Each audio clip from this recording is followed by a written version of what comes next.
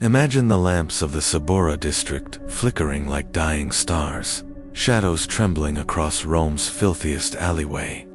You walk these streets often. In Ephraim's pleasure quarter is the empire's open wound, a place where drunken laughter mixes with the groans of the desperate.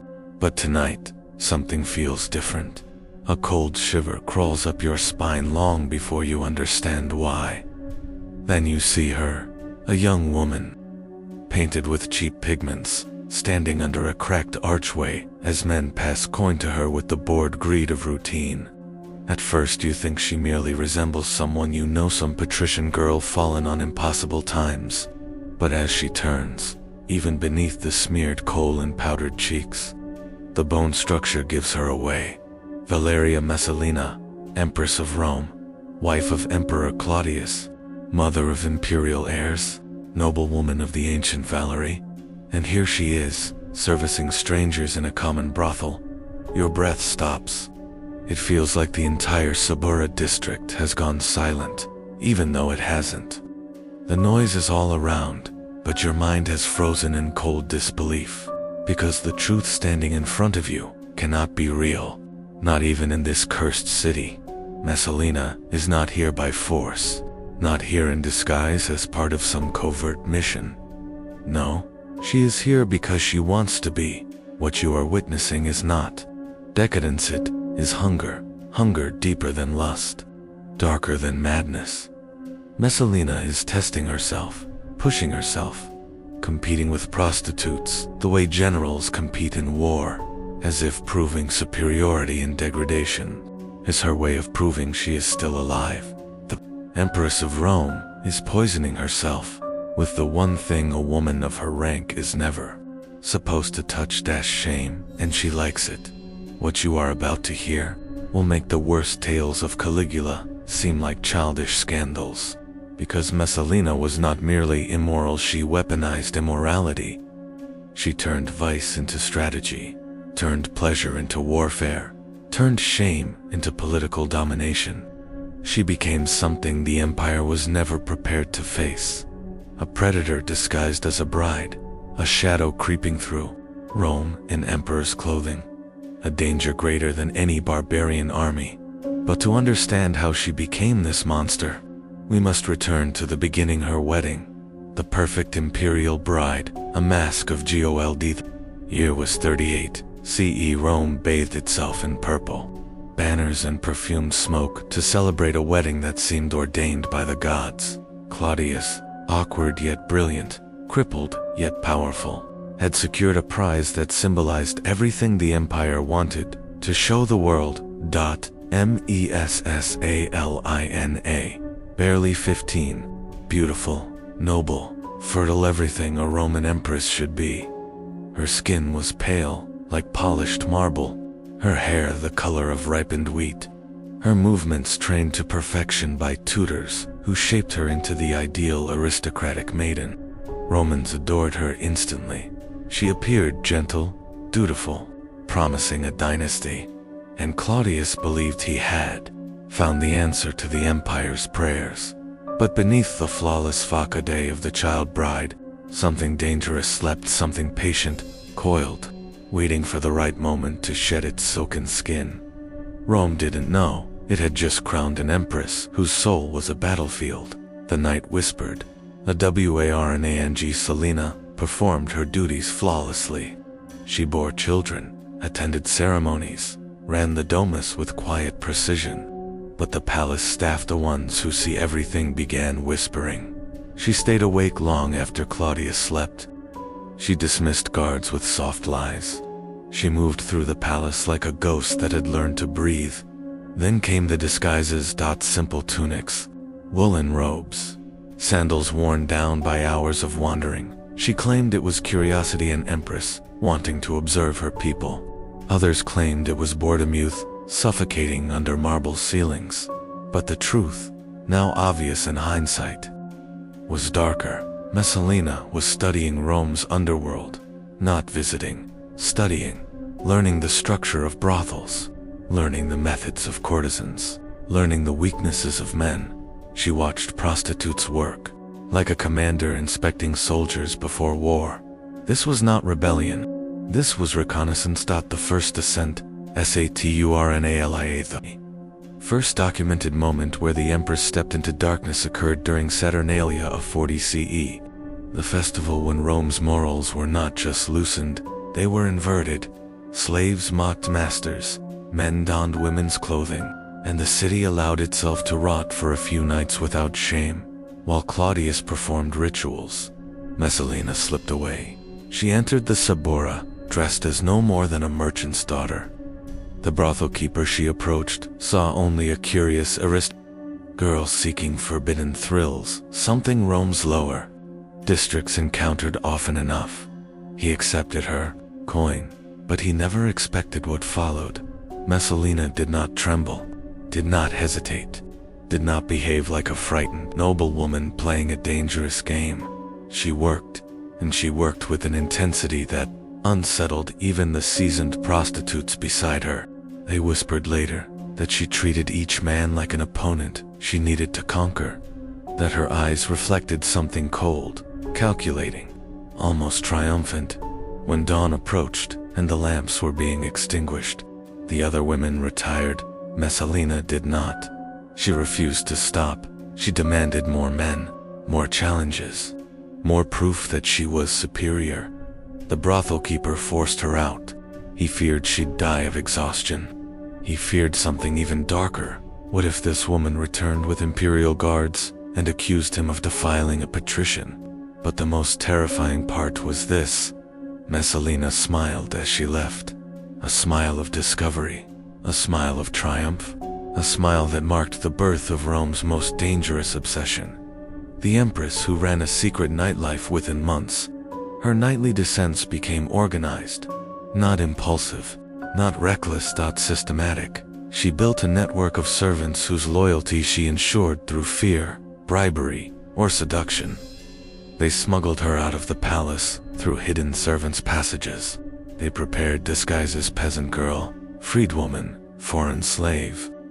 They forged names, invented backstories, and mapped routes to avoid imperial patrols. Messalina was not sneaking out. She was infiltrating. Her goal was no longer pleasure, it was domination. She wanted to outdo every prostitute in Rome. She wanted to be whispered about in every filthy alley. She wanted to exist in two worlds at once, the divine Empress above, and the unstoppable harlot below. Her duality became her addiction, the competition that horrified Aromatha. Most infamous contest happened in 41 CE. Messalina challenged Scylla, Rome's most accomplished courtesan, to see who could take the most men in a single night. The rules were brutal. The audience was elite. The stakes were obscene. Scylla was experienced, clever, methodical. She paced herself, controlled her breathing, and survived the night with 25 clients. Messalina surpassed her and continued long after Scylla quit. Those present later said the room felt cursed. What they witnessed wasn't lust, it was a ritual, a hunger, a possession. And when Messalina finally rose at dawn, the silence in the hall was absolute. This was no longer scandal. This was terror, because an empress had no need to compete with prostitutes, unless she was no longer an empress, but something else entirely. The storm behind the EYS historians later debated her motives. Some saw psychological illness. Others believed it was resentment against her marriage. Some whispered it was a hunger for power disguised as lust. But the most disturbing theory, that she was proving she was beyond consequence, grew stronger with every step she took into darkness. Messalina had discovered a truth dangerous for any Roman to learn. Shame is power when you cannot be shamed. And once she discovered that, nothing could restrain her, not family, not morality, not the emperor himself. Her descent was far from over, because the next phase of her madness would not only destroy reputations, it would threaten the Roman Empire itself. By 42 CE, Messalina's secret life evolved from personal obsession to political strategy. Her mind had crossed a threshold, no longer content with private nights in the Suburra. She wanted control, and she found her weapon: sex, not his pleasure, not his rebellion, but his conquest. She founded a brothel, not just any brothel, an elite institution, hidden inside a luxurious villa near the Campus Martis. Its halls were decorated with scented lamps, painted frescoes, and private chambers draped in silk. The women working inside were not slaves or common prostitutes. They were no below, blackmailed, threatened, or coerced into obedience. Messalina had transformed Rome's aristocratic daughters into tools for her scheme. Each room became a trap, each encounter a method to gather secrets. Servants recorded conversations. Messalina collected weaknesses. Powerful men left the villa, believing they enjoyed harmless pleasure. They left stripped of leverage. She now held the most valuable currency in politics. Shame. The Empress of Blackmil. Messalina brothel became the empire's most dangerous information. Web. Senators whispered treason in bed. Generals confessed fear or ambition. Merchants revealed tax fraud, bribes, and smuggling. Roots. Every whispered secret was written down. Every vulnerability stored. Messalina became omniscient. Claudius ruled Rome. Messalina ruled the people who ruled Rome. Foreign diplomats noticed changes first. Decisions seemed arbitrary. Policies favored unknown men. Military promotions went to those who visited the mysterious villa. Rome was being governed by a brothel, and no one dared speak of it, because to expose her was to expose themselves. The orgies that broke Ession to arrest by 44 CE. Private corruption no longer satisfied her. Messalina invented grand religious festivals, dedicated to obscure gods' rituals she claimed required participation from senators and their wives. But once the guests arrived, the truth emerged. These rituals were traps. The wine was drugged, the lighting dim, the rooms arranged like theaters where shame replaced entertainment. What started with soft music and ceremonial chants slowly devolved into orgies, carefully orchestrated by the Empress. Senators, men who prided themselves on stoicism and virtue, were forced to watch, then participate, then degrade themselves further. And Messalina watched. She observed like a scientist. She ridiculed rivals. She whispered commands that broke marriages, destroyed alliances, twisted loyalties. She did not need to execute her enemies. She made them execute their own dignity.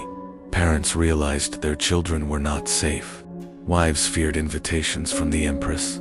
Husbands avoided eye contact whenever her name was mentioned. Rome had been conquered not by sword, but by humiliation. The wedding that broke the Emperor in 48 CE. The unthinkable happened. Messalina decided she no longer wanted to be the emperor's wife. While Claudius traveled to Ostia to inspect grain supplies, she staged a marriage ceremony, public, legal official, with Gaius Silius, one of Rome's most handsome senators. Not a symbolic union, not a drunken ritual, a real marriage. In Roman law, contracting a marriage while already married to the emperor was political. Suicida, declaration of rebellion. But Messalina believed she was untouchable. The ceremony became a multi-day orgy involving senators, nobles, and their families, many blackmailed into attending. Messalina declared herself Silius's empress. She began issuing orders. She planned her coronation. She believed the empire would simply accept her. Silius, trapped in her storm, could not escape.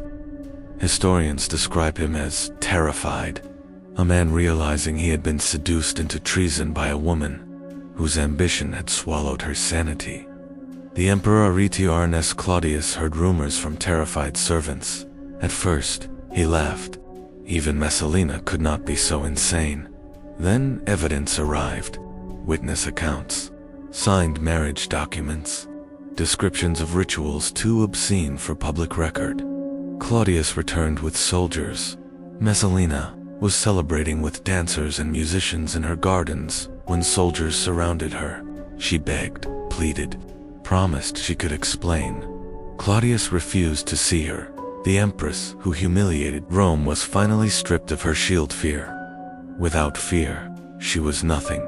She died in the gardens, executed by a guard who claimed she could not even hold the dagger to kill herself. The Senate erased her. Memory damnatio, memoriae, her statues smashed, her name removed, her crimes forbidden to even speak of. But history remembered, because her story reveals a truth. As dark as the Suburra itself, there is no monster more dangerous than a person who discovers they cannot be shamed.